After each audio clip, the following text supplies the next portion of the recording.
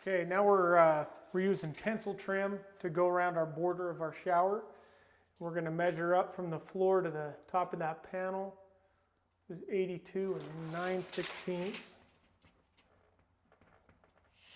And we'll get our measurement from back wall to that at 41 3/16.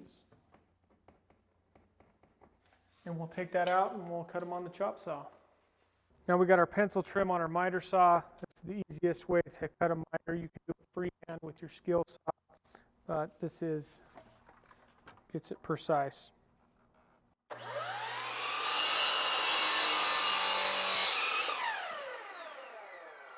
Cut our 45. Always cut your miter first and then pull your length. It'll be a lot easier.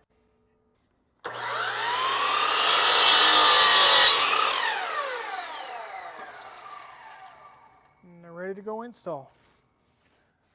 Come here. Looks good.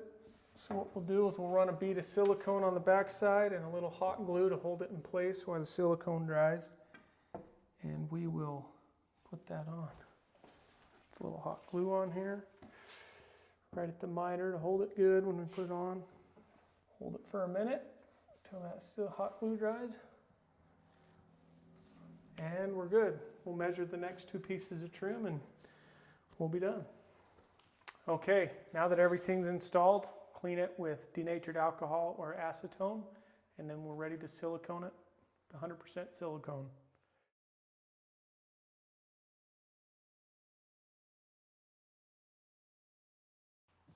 Well, now that the shower's siliconed and cleaned, it is complete. It's ready for a door measurement for the shower door, and we're done.